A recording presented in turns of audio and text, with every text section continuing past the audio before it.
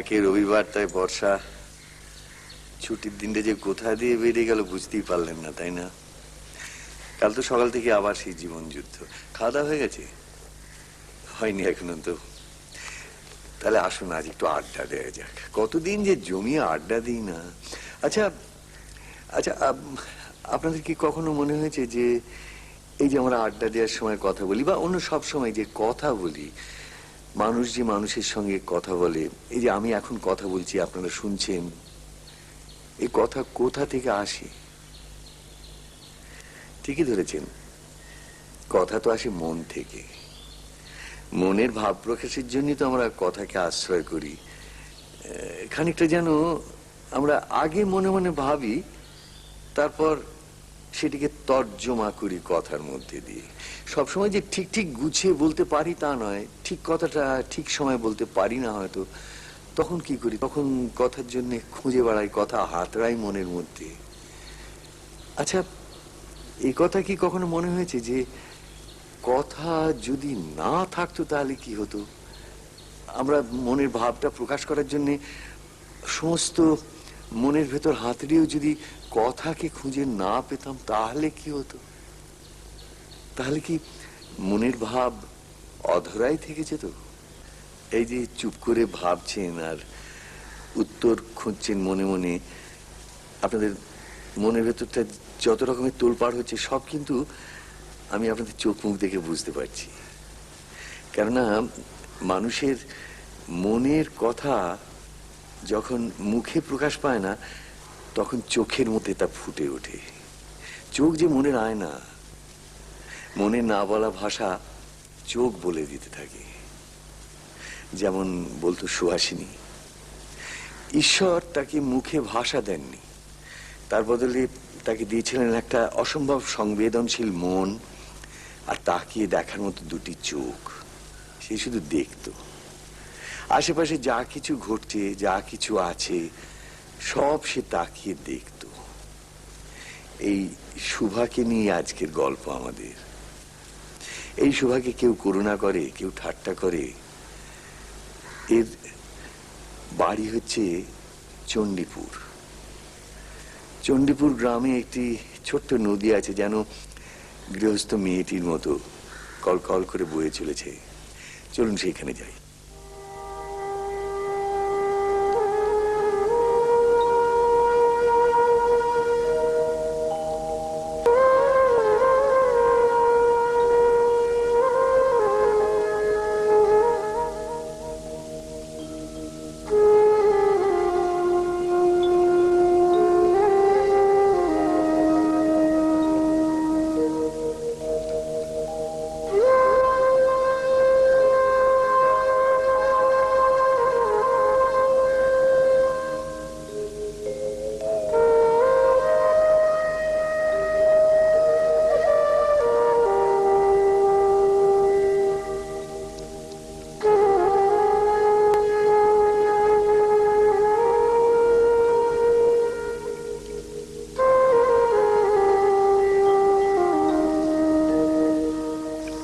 কিরে মা, স্বাদ মেটেনি?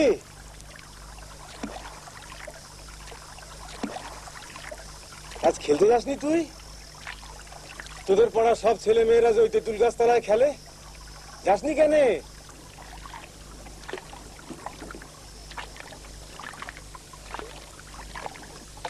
বুঝেছি, এই বুড়ো আমিনুদ্দিন নৌকো ধরতে বেশি মজা লাগে না?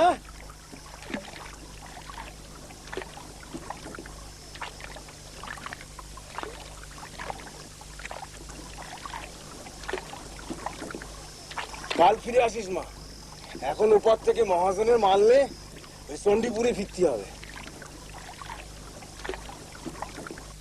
এই ভেড়া, ধারে ভেড়া, আয় আয় মা, তোকে নামিয়ে দিই, দিয়ে আবার ওপারে যেতে হবে।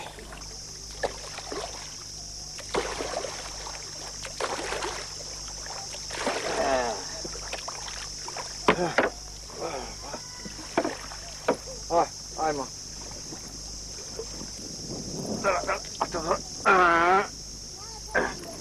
দাঁড়া দাঁড়া দাঁড়া, এতে ধনুষ পাখির তেল আছে, মনে করি বাবাকে দেবা দেবা কিন্তু। যা বাড়ি যা, বাড়ি যা, বেলা হয়ে গেছে, খেয়ে নে চারটি।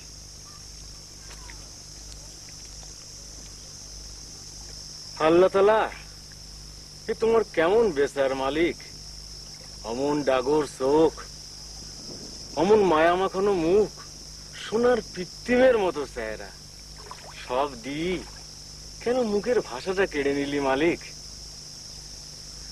চল রে চল।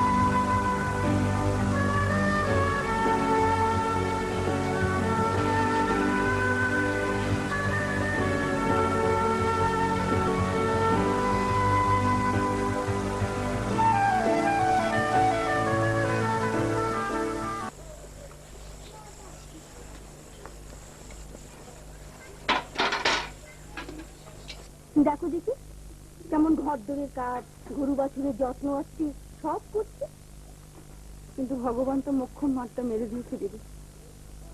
কোন পাপে জেগে গব্বে ধরেছিলাম ও কথা বলিস নি না? এতে কি কারো হাত আছে?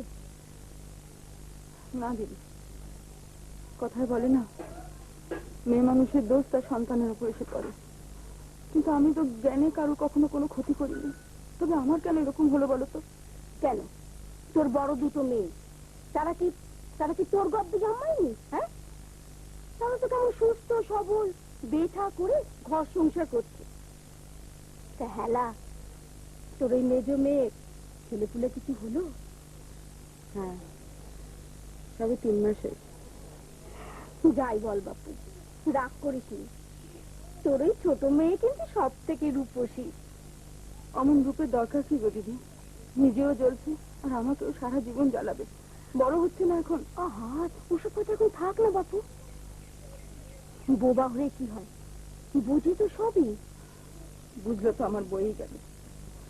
আমি তো মা, আমি কি করে আমার যন্ত্রণাটা ভুলে থাকি বলো তো? তুমি বলো না, লোকে যখন আঙুল তুলে ওর দিকে তাকিয়ে বলে যে এই মেয়েটা বোবা, তখন আমার বুকের ভেতরটা খান খান হয়ে যায় দিদি।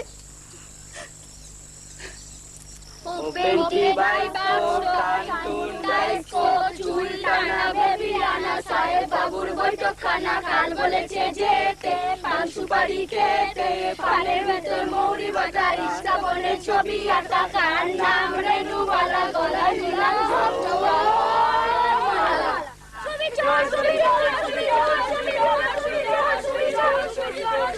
সকলের সামনে গুনেছি। মিথ্যুক কথাকারে চোরের দান দিবি না মানে? এই জন্য তোকে খেলতে দিতে ইচ্ছা করে না। কিছু বুঝতেও পারে না, কিছু বলতেও পারে না।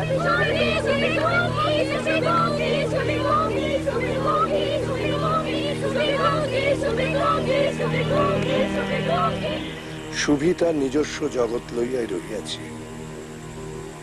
জগদীশ্বর তাহাকে বাকরুদ্ধ করিয়াছেন বলিয়াই বোধ করি এক তীব্র অনুভূতি শক্তি দিয়াছেন। সুভীর মা এখনো তাহার দুর্ভাগ্য লইয়া হা হুতাশ করে। আমাদের অন্য 2 কন্যার ন্যায় সুভীরও যদি কোনো গতি হতো, এ ব্যাপারে আপনাদের সুপরামর্শ প্রার্থনীয়। আর কি লিখিব, আপনি ও মাসিমা আমাদিগের প্রণাম নিবেন। ভবদীয়। হ্যাঁ, হে হে হে হে, সুকেশিনীর কথাটা লেখা হলো না তো, সেটাও লিখে দিই বরঞ্চ।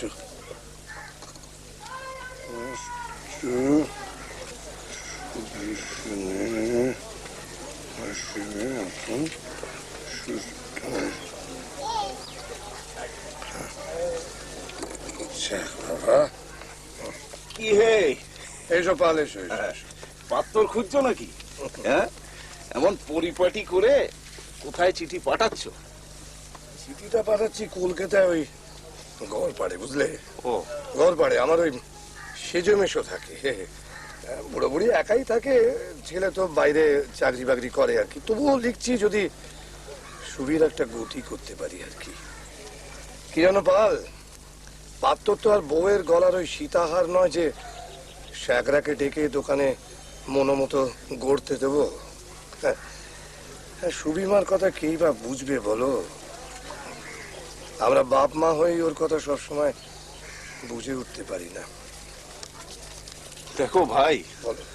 তোমাকে কি আর বলবো, সুবি যদি আজ আমার সন্তান হতো তাহলে আমিও হয়তো এই একই কথাই বলতুম। কিন্তু সমাজ যে বড় কঠিন ঠাঁই বাণীকণ্ঠ বাবু। সমাজ, এর মধ্যে সমাজের কথা কোত্থেকে আসছে বলতে পারো পা? আমার আমার সুভিমা একটা জন্মগত খুঁত নিয়ে জন্মেছে। যদিও তার মা মনে করেন যে এটা তারই একটা অন্যায়, কিন্তু আমি সেটা ভাবি না। আমি ভাবি না এটা আমার সুভিমারও দোষ নয়, তার বাপ মায়েরও নয়। এটা এটা একটা নিছকই দুর্ঘটনা। পৃথিবীর হাজারো ঘটে যাওয়া নিয়মের মধ্যে এটা একটা বেনিয়ম বলতে পারো।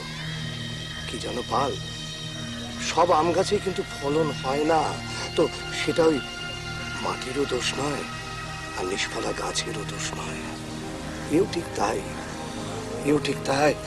সুবিমা তো তার দায় নিজেই নিয়েছে। সারাক্ষণ একটা মনের ভেতর কুণ্ঠা নিয়ে সে ঘুরে বেড়ায়। আমরাও তার দায় নিয়েছি। সারাক্ষণ একটা চাপা যন্ত্রণার বোঝা আমরা বয়ে নিয়ে বেড়াচ্ছি। কিন্তু আমাদের সমাজ তো কোনো দায় নেয়নি পাল। শোনো, আইবুড়ো মেয়েকে বেশি দিন ঘরে রাখা যায় না, এই অনুশাসনটা তো আমরা সবাই সামাজিকভাবে মেনে নিয়েছি। হ্যাঁ, কিন্তু সুভিমার বিয়ে যে আমরা ইচ্ছে করে দিচ্ছি না তা তো নয়। না, তা নয়, তবে সুবীর সাথে ওই গোসাই বাড়ির অকাল কুষ্ঠণ্ড ছেলেটার মেলামেশাটা সবাই ভালো চোখে দেখছে না। এ নিয়ে একটা ঘোট পাকাচ্ছে। তাই বলি, তুমি একটু উঠে পড়ে লাগো।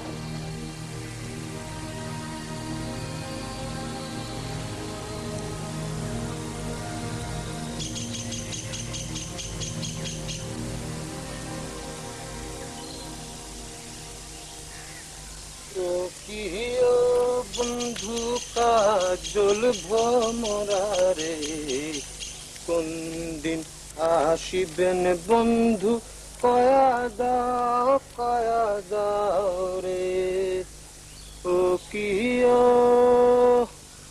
বন্ধু কাজল ভ্রমরারে, কোন দিন আসিবেন বন্ধু কয়া দাও রে।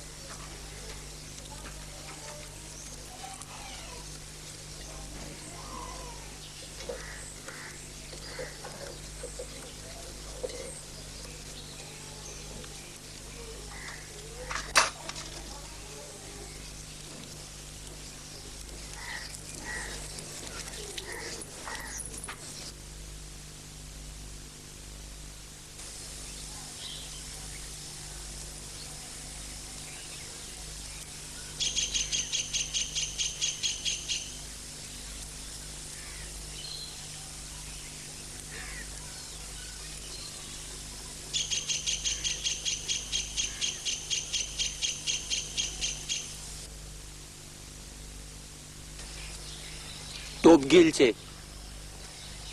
মাছ ধরার সবচেয়ে বড় জিনিস কি জানিস? ধৈর্যি। একটুখানি ধৈর্যি হারিয়েছ কি সব শেষ। জানিস সুবি, লোকে আমার নাম করে করে বলে গোসাই বাড়ির ছোট ছেলেটা নাকি নিষ্কম্মা। আমি ওসব কথা কানে নিই না জানিস। এক কান দিয়ে ঢোকাই আর এক কান দিয়ে। আরে বাপু, বাপ ঠাকুরদার আমলের ওই চাল ডালের গোলায় তো সকলেই বসে ঠ্যাং নাচাতে পারে। এটা আর কি দেশোদ্ধার হলো বল? বসো দেখি। আমার মতন ঘন্টার পর ঘন্টা এইরকম ঠায় ফাতনার দিকে চোখ রেখে বসো দেখি। একটা চুনোপুটি অন্তত ধরো। প্রতাপের মতন এক দেশের রুই কাতলা নয় নাই।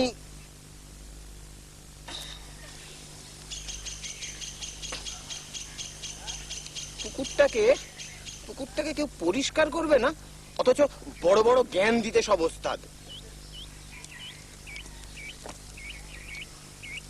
দে গন্ধ, মুখে দে।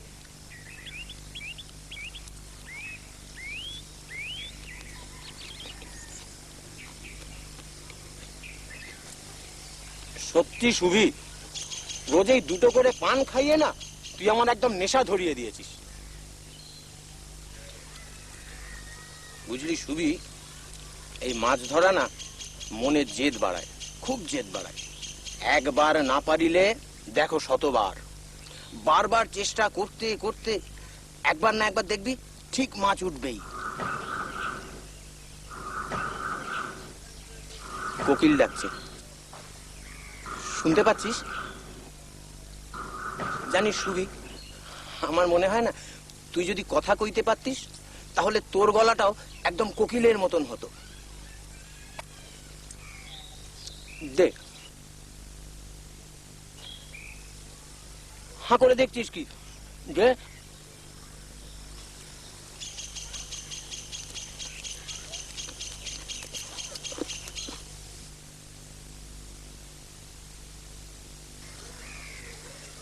কি রে, কথা কইতে পারিস না এটা বললুম বলে রাগ হলো না?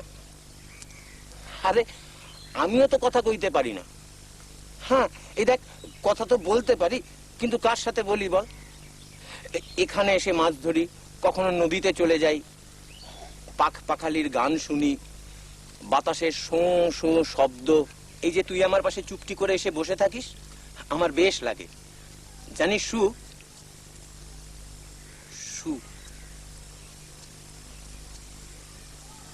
কি রে অমন হাঁ করে দেখছিস কি? কেমন একটা মজা হলো বল দেখি। তোর একটা নতুন নাম দিলাম, সু। তোর এই সুভাষিনী নামের একটা নয় মানে আছে, যে সুন্দর সুন্দর কথা বলতে পারে। গায়ের লোকেরা তোর নাম দিল সুবি, ওই কথার কোনো মানে নেই। আর আমার নতুন নামটার কি সুন্দর মানে জানিস? সু মানে সুন্দর, সু মানে শুভ। ভালো না? সু।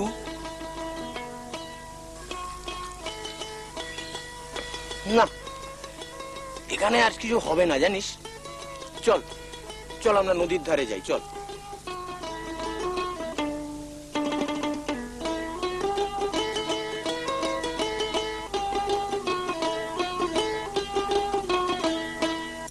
সুবি কই মা? আসার পর থেকে ওকে একবারও দেখলাম না।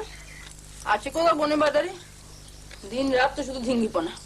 একটু পাখাটা দাও। আর ছাড় না, কি যে করিস। ষাট এই গরমে কত কষ্ট হচ্ছে বলতো তোর?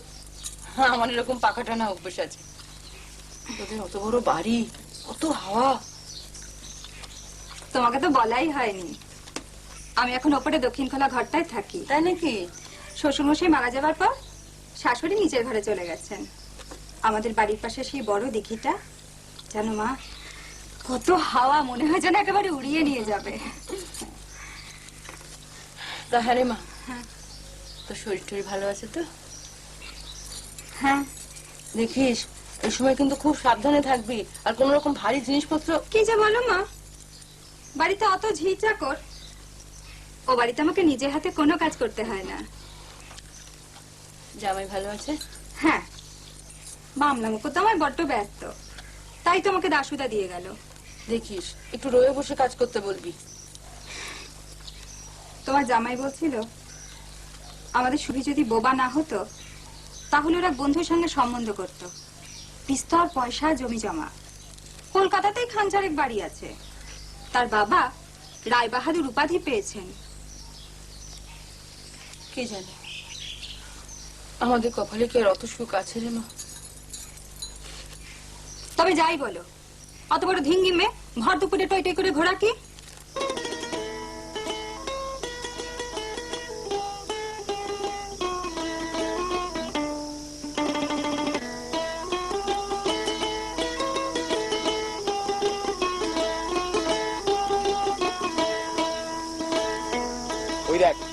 ওই দেখ তোর বুড়ো আমিন উদ্দিন।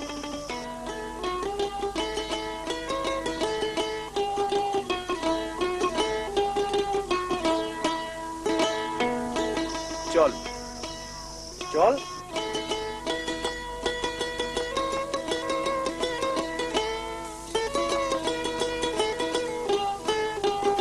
হ্যাঁ হ্যাঁ, গল্পটা যে বাকি আছে তা আমি ভুলিনি।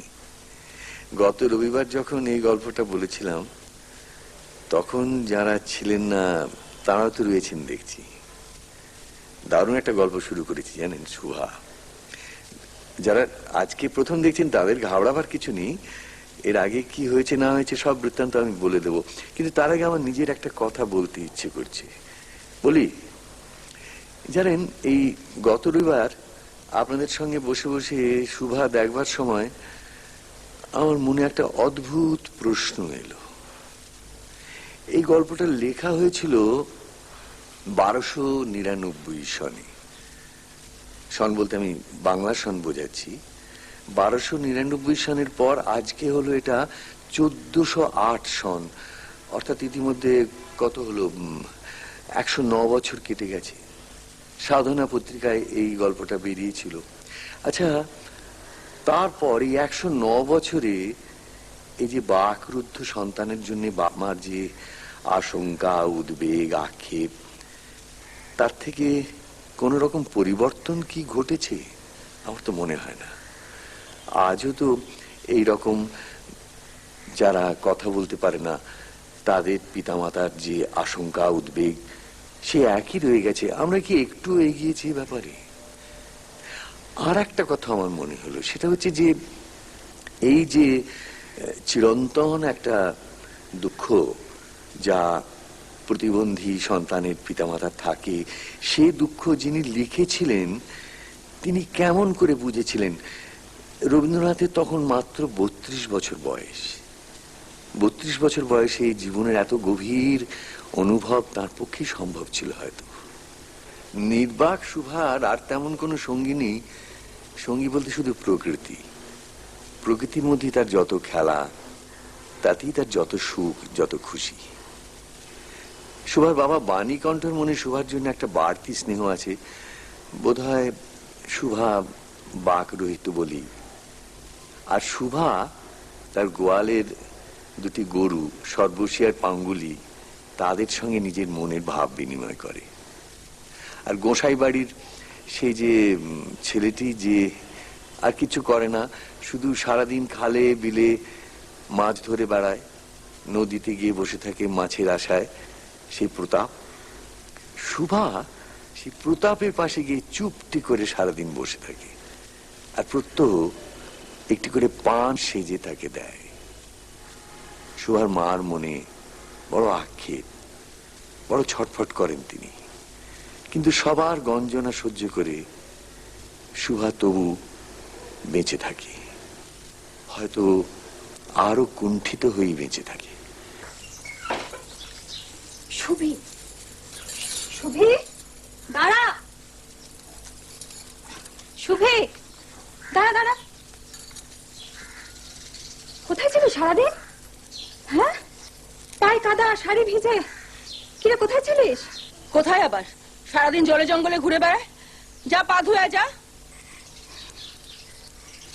তুমি এখন বড় হচ্ছ সুবি, ভাগ্যিস এখন দাসুদা নেই। তোকে এই অবস্থা দেখলে কি ভাবতো বলতো? ভাবতো বৌদিমণির বোন বনে জঙ্গলে এভাবে পাগলির মতো ঘুরে বেড়ায়। যাই হোক, আমার বা দিদির শ্বশুর বাড়িতে আমাদের একটা অন্যরকম সম্মান আছে তো নাকি? এমনিতেই তোর জন্য আমাকে উঠতে বসতে খোঁটা শুনতে হয়। ইনি বিনি জিজ্ঞেস করে, বৌমা তোমার ছোট বোনের বয়স কত হলো? এখনো সেরকম হাবাগোবাই আছে? 4 মাস জ্বালিয়ে খেলো আমার। ওরে হতচ্ছাড়ি মেয়ে, তোর না হয় বোধ বুদ্ধি নেই, মান অপমান জ্ঞান নেই, কিন্তু আমাদের তো আছে নাকি?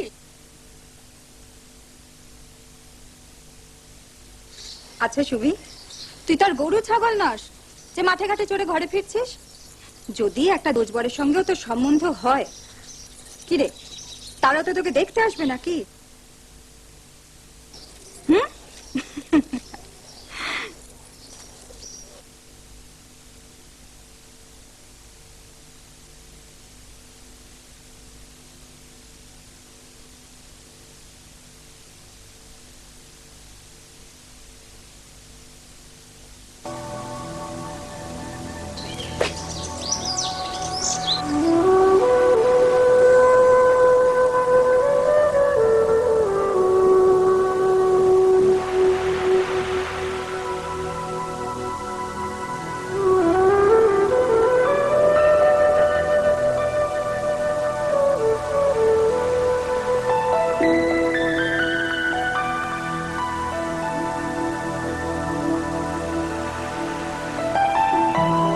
সকল দ্রব্য ভান্ডারেতে আনি করিলে 180 সোনার।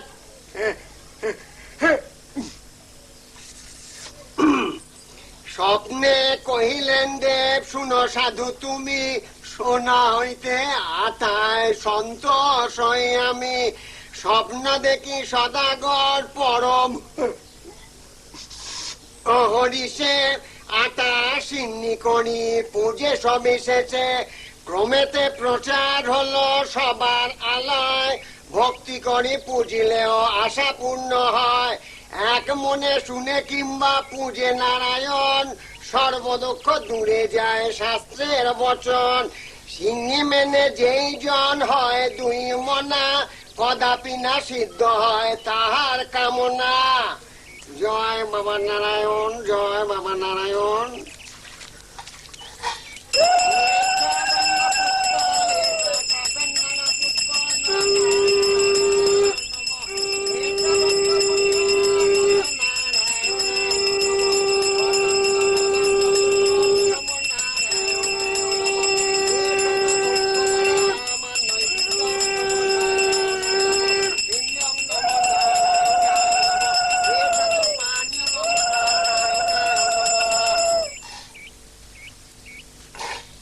এবারে শান্তির জল দেবো মা।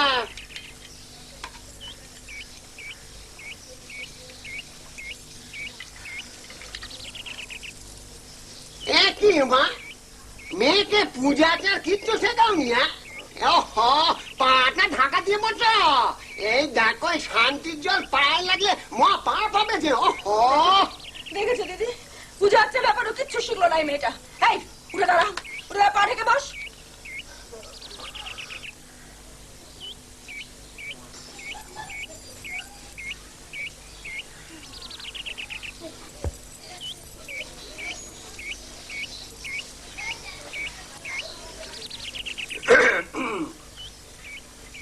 ওং কর্তব্যুন বাম দৌড়িছি আটি চন্নাংতি অগ্নি বায় ওং নম।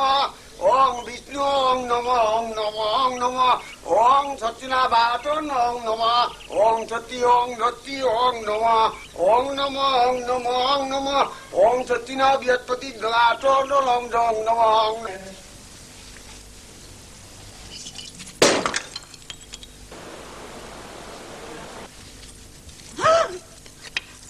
ছাড়ি অলক্ষী মেয়ে, হ্যাঁ? আজ বৃহস্পতিবার আমি বাড়িতে সত্যনারায়ণের হিন্দি দিলাম আর তুই লক্ষ্মীর ভাতটা ভাঙলি, হ্যাঁ?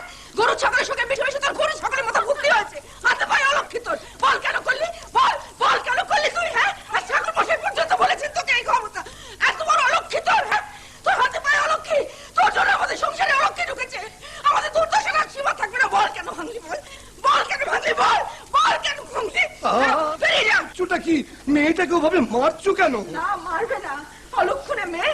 আজ বৃহস্পতিবার, পূর্ণিমার দিন লক্ষ্মীর ভাতটা ভাঙলো। বেরো, বেরো বাড়ি থেকে, বেরিয়ে যাবে। কি করছোটা কি? আজকে সুরিমার জন্মবার। আজকের দিনটা তো তুমি মা হ্যাঁ, আমি তো ইচ্ছে করে করছি। তুমি পুরুষ মানুষ 5টা কাজ দিয়ে বাইরে থাকো, সারাদিন ওকে নিয়ে আমাকে থাকতে হয়। মা হলে বুঝতে, কখন একজন মা তার সন্তানের গায়ে হাত তোলে, কোন জ্বালা কোন যন্ত্রণা থেকে যে তার সন্তানকে বাড়ি থেকে বার হয়ে যেতে বলে। বুঝি বুঝি, সবই বুঝি সুবীর মা। তাই তো কে এভাবে মারলে, আজ জন্মবার ওর, এমন না ঘর থেকে তাড়িয়ে দিলে এখন বনে পাতারে কোথায় গিয়ে বসে থাকবে কে জানে।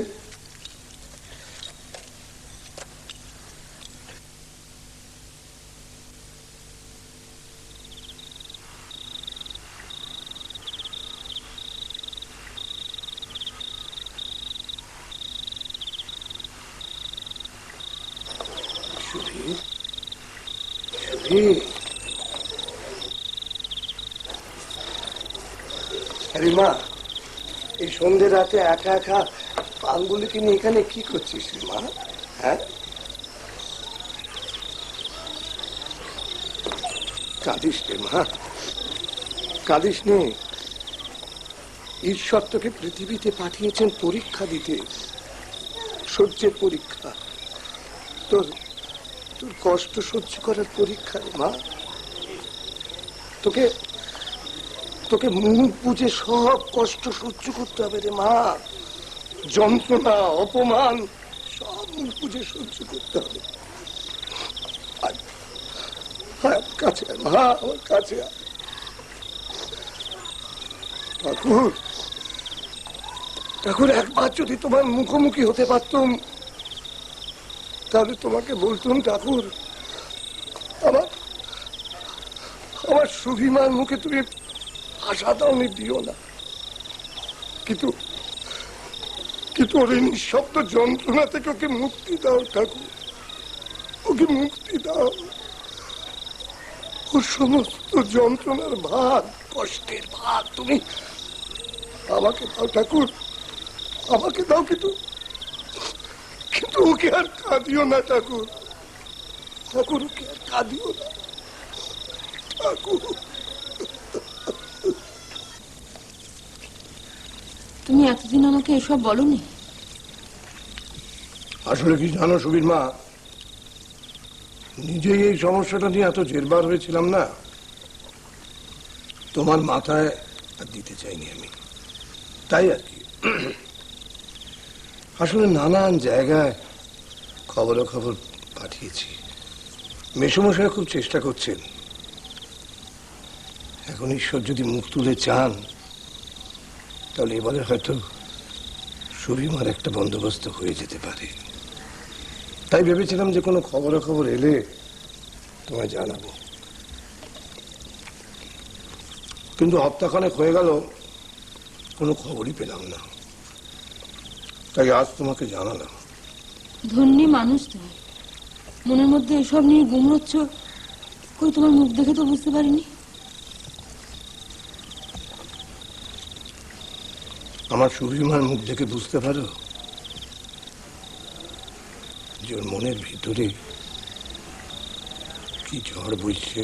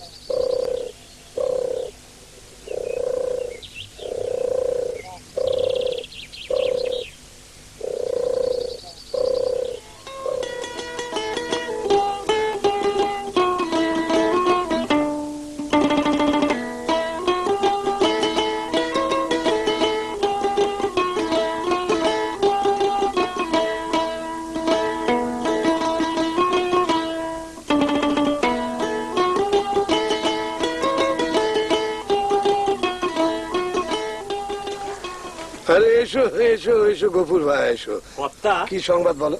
কর্তা ডাকবাবু এই চিঠিটা আপনাকে দিয়ে দিতে বললেন। ও, আচ্ছা আচ্ছা, আসছি কর্তা। এসো এসো। কার চিঠি? ও, গড়পাড় থেকে আমার সেজো মেশো লিখেছে, বুঝলে? দেখি আবার কি চিঠি দিল দেখি।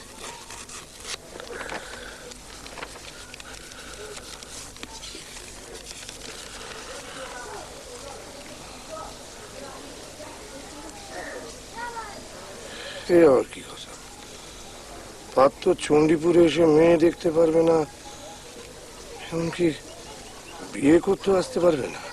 হ্যাঁ, আমার দুই মেয়ে সুহেশী আর সুকেশীর বিয়ে আমি এখান থেকে দিলাম, এ আবার কেমন ধারা কথা আমি বুঝতে পারছি না।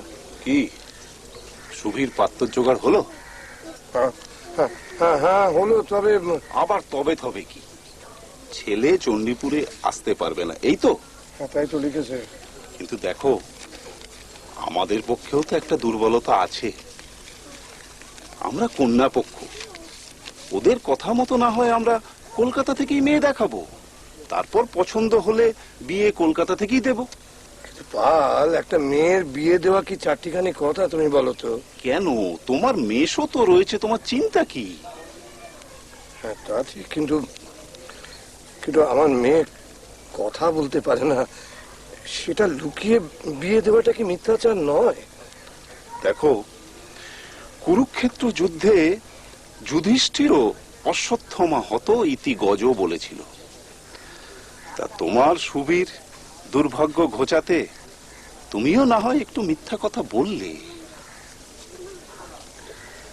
বাহ, আজ দেখছি বেশ আগেই গুছিয়ে বসে গিয়েছেন, গল্পটা জমে গিয়েছে। তাহলে বলুন। অবশ্যই সে তো আমরা বুঝতেই পারছি, আপনারা অনেকেই তো চিঠি লিখেছেন, আমার এই গল্প বলাটা আপনাদের ভালো লাগছে। তারপর রবীন্দ্রনাথের অনেকবার পড়া এই গল্পগুচ্ছের গল্পগুলোকে নতুন ভাবে আবার দেখতে পাচ্ছেন। এইসব কথা জেনে আমাদের খুব ভালো লাগে, জানেন তো। আপনাদের ভালো না লাগলে আমাদের মনে শান্তিও আসে না, তৃপ্তিও আসে না। যাকে গত দুটো রোববার ধরে আমরা দেখছি এই শুভা গল্পটি। শুভার জন্মের সময় তার দুই বোনের সঙ্গে নাম মিলিয়ে তার নাম রাখা হয়েছিল সুভাষিনী। কিন্তু তখন তো কেউ ভাবতেই পারেনি যে এই সুভাষিনী আসলে কোনোদিন কথাই বলতে পারবে না। তার মার মনে সুভাকে নিয়ে বড় জ্বালা, বড় আক্ষেপ। আর বাবা বাণীকণ্ঠ নীরবে শুভার এই যন্ত্রণা সহ্য করে যান। শুভা কিন্তু একা একা বেশ ছিল, তার মনের কথা কেউ বোঝে না। সে কিন্তু প্রকৃতির সঙ্গে নিজেকে মিলিয়ে মিশিয়ে বেশ ছিল। ওই প্রতাপের সঙ্গে সারা দুপুর মাছ ধরে তার দুপুরগুলো কেটে যেত। কিন্তু হঠাৎ কলকাতার মেসমশাইয়ের কাছ থেকে খবর এলো শুভার একটা সম্বন্ধ এসেছে। বাণীকণ্ঠবাবু হাতে চাঁদ পেলেন, আর শুভাকে সুন্দর করে তোলার একটা তোড়জোড় শুরু হলো। তাই করতে গিয়ে কিন্তু শুভাকে প্রকৃতির কাছ থেকে বিচ্ছিন্ন করে দেওয়া হলো, তাকে সরিয়ে আনা হলো, খানিকটা ওই ছুটি গড়ে ফটিকের মতো। এখানে একটা কথা বলা ভালো যে এই ছুটি আর শুভা, এই দুটি গল্প সাধনা পত্রিকায় পৌষ আর মাঘ পরপর দুটি সংখ্যায় প্রকাশিত হয়েছিল। শুভা আর ফটিক দুজনেই প্রকৃতির মধ্যে বেড়ে ওঠা দুটি চরিত্র। এই যে প্রকৃতির ওপর অসম্ভব টান, এই যে নির্ভরতা, এর কি বিশেষ কোনো কারণ ছিল? আমার মনে হয় জানেন, হতেও পারে। কারণ এই গল্প দুটির লেখার বছর আষ্টেক আগে, মাত্র 24 বছর বয়সে রবীন্দ্রনাথ তার অত্যন্ত কাছের মানুষ, তার প্রিয় কাদম্বরী বৌঠানকে হারিয়েছিলেন। জীবন স্মৃতিতে রবীন্দ্রনাথ এক জায়গায় লিখেছেন যে এই ভয়ঙ্কর শোক তিনি প্রকৃতির সঙ্গে ভাগ করে নিয়েছিলেন। সে থেকেই হয়তো রবীন্দ্রনাথের মনে প্রকৃতির এত বড় উপস্থিতি। হয়তো সেই মানসিকতা থেকেই তিনি ফটিক আর শুভার মধ্যে এই নদী নালা ঘেরা শান্ত বিশ্ব প্রকৃতিকে এতখানি জায়গা দিয়েছেন। কিন্তু শুভার এবার কি হবে? আহা, দাঁড়া।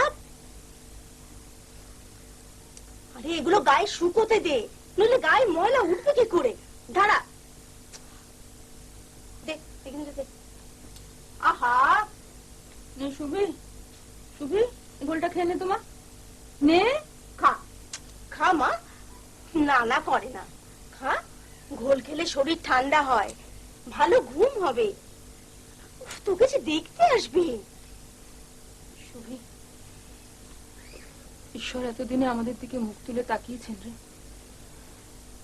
তোর এই বিয়েটা হয়ে গেলে আমি ঠাকুরের কাছে আর কিচ্ছু চাইবো না।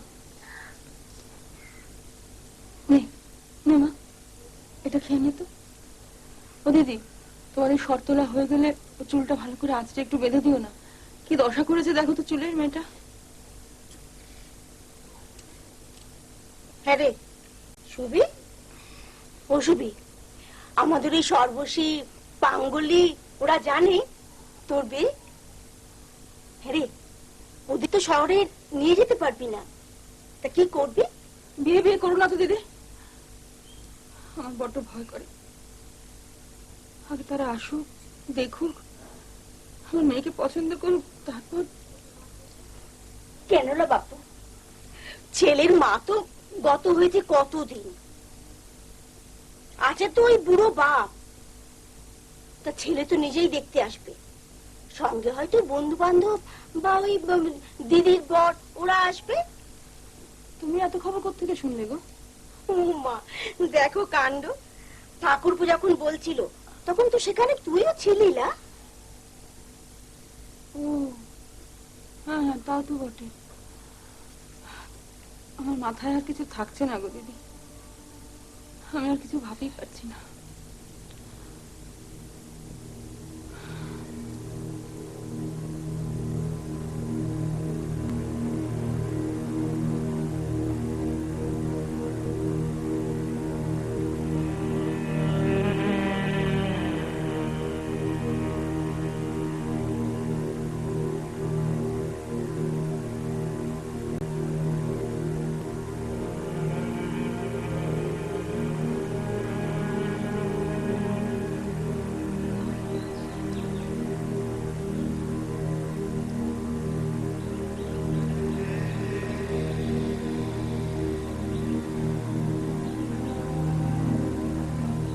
থাক, এসব আদিক্ষেতার কোনো দরকার নেই। আমি সব শুনেছি। আজ বাদে কাল তোর বেগ, যা বাড়ি যা। রোদ লেগে রং কালো হয়ে গেলে তোর বরের আবার পছন্দ হবে না। আবার কান্না হচ্ছে, আমি যেন কিছু বুঝি না। পান সাজাটা তো রপ্ত করেছিস, যা এবার তামুক সাজাটা শেখ।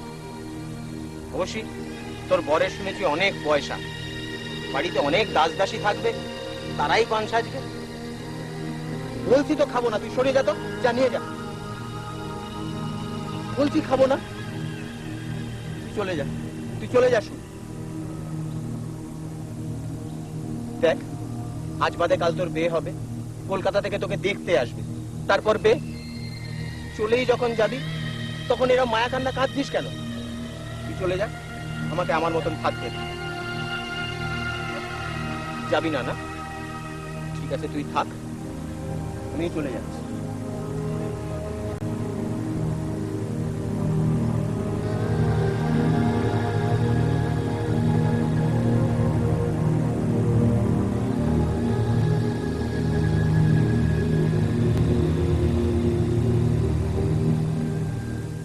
আগে সেজমেশো আমি বলছিলাম যে এত খাবার দাবারের আয়োজনের পর আবার রাবড়ি। আরে না রে বাপু না, শেষ পাতে কিছু তো একটা দিতেই হবে। জামাই নিজে আসবে বলে কথা, দই নয় নাই খাওয়ালু, কিন্তু রাবড়িটা তো দিতেই হবে। হ্যাঁ, কিন্তু অনর্থক এত আয়োজন কেন করতে গেলেন বলুন তো? আসবে তো মোটে 2 জন। শুনছো, আমাদের বাণীর 2-1টা চুল পেকেছে বটে, কিন্তু বুদ্ধিটা এখনো পাকেনি। আরে ওরা 2 জনের জায়গায় যদি 6 জন এসে পড়ে, তখন কি ময়লার দোকানে দৌড়বে?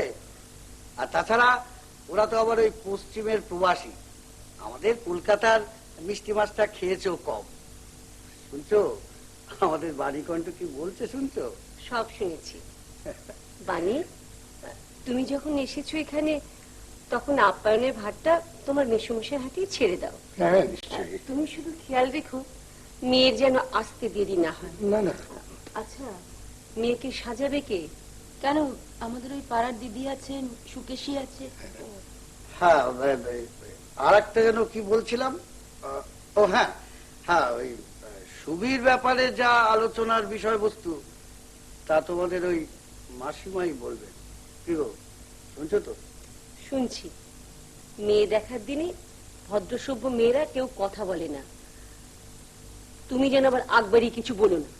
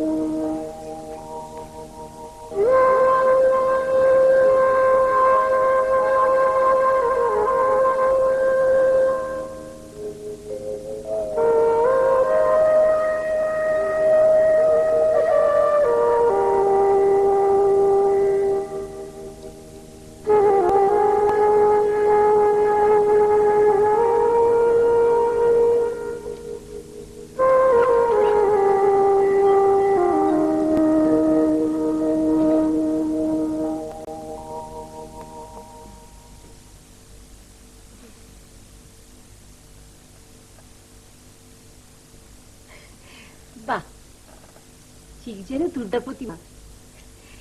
বেঁচে থাকো মা, জন্মে অস্থি হও।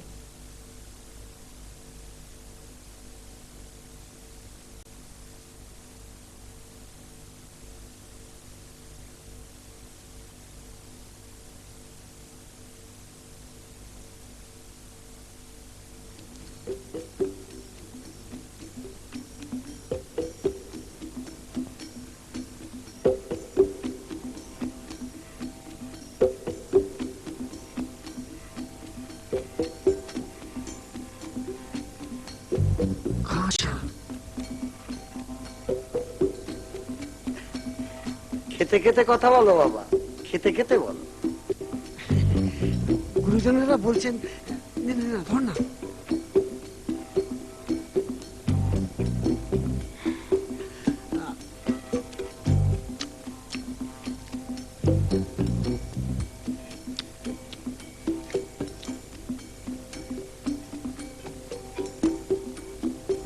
এই বল।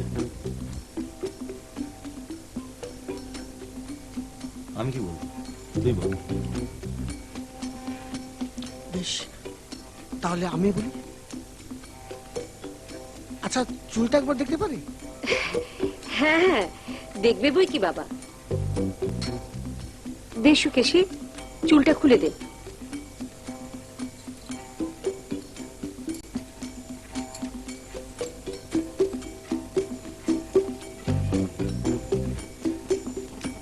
অপূর্ব। এই বল। আমার দেখা নেই, তুই দেখ।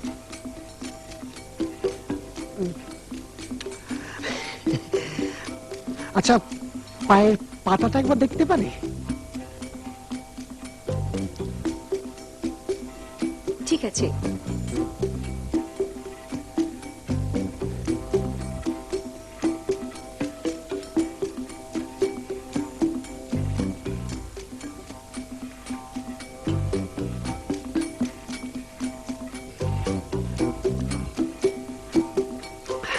আসলে বাড়ির লোকজনেরা বলে দিয়েছে, তাই আর কি।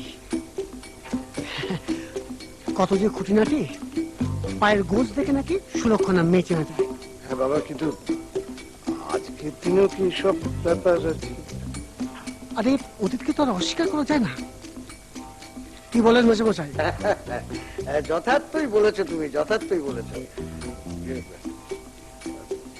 বাবা, তুমি কি কিছু বলবে? আগে না, ওই আসলে বাবা অসুস্থ তো, তাই এটা পাঠিয়ে দিলেন।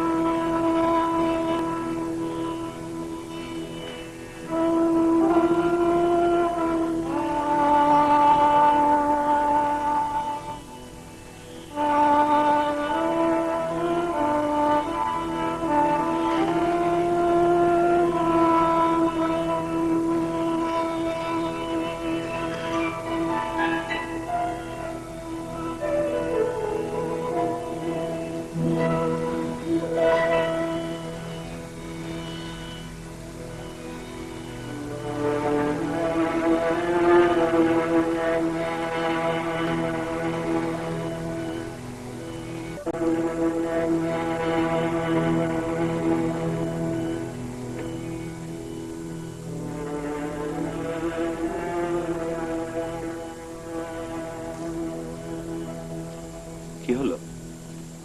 গরম লাগছে? ফুলের গয়নাগুলো খুলে রাখো, দেখো অনেকটা হালকা লাগবে। বুঝেছি, তোমাকে দেখতে যাওয়ার দিন তোমাকে অনেক হ্যাপা সামলাতে হয়েছিল, তাই না? তাই রাগ করেছো?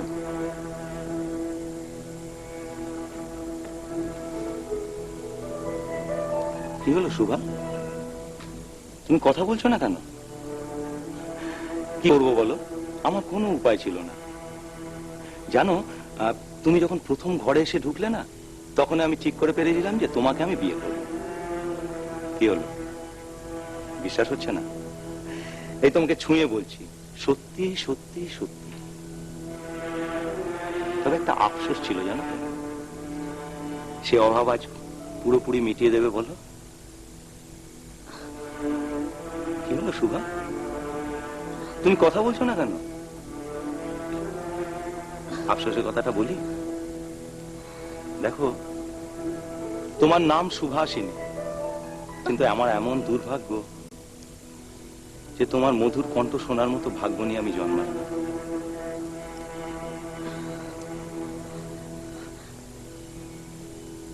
কি হয়েছে শুভা তোমার? তুমি কথা বলছো না কেন? ও বুঝেছি, আমাকে তোমার পছন্দ হয়নি, তাই তো?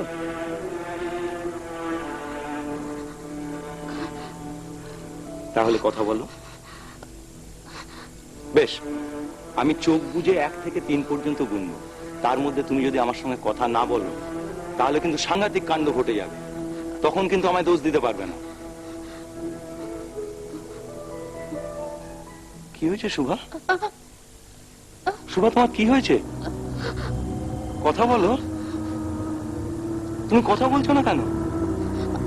শুভা, শুভা, তুমি কথা বলছো না কেন? কি হয়েছে তোমার? তুমি তবে কি? শুভা, কথা বলো শুভা। শুভা, কি কষ্ট হচ্ছে তোমার বলো, আমাকে বলো। কি কষ্ট হচ্ছে বলো, বলো আমায় বলো, কি কষ্ট হচ্ছে তোমার? কথা বলো শুভা।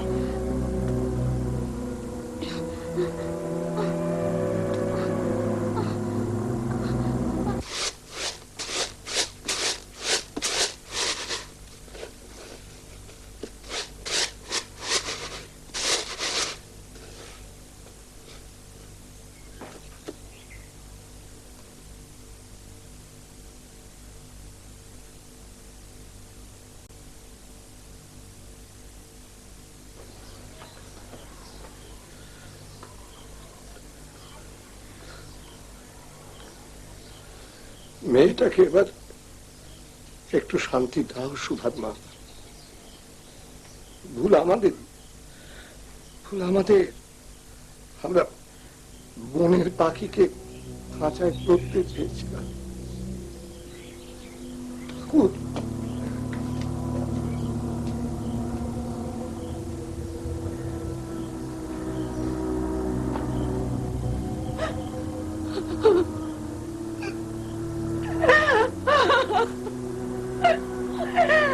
আমাদের ক্ষমা করে দে মা, আমাদের ক্ষমা করে দে। তোকে সুখ দিতে গিয়ে তোর শান্তি আমরা কেড়ে নিয়েছি। আমাদের মাফ করে দে মা, আমাদের মাফ করে দে।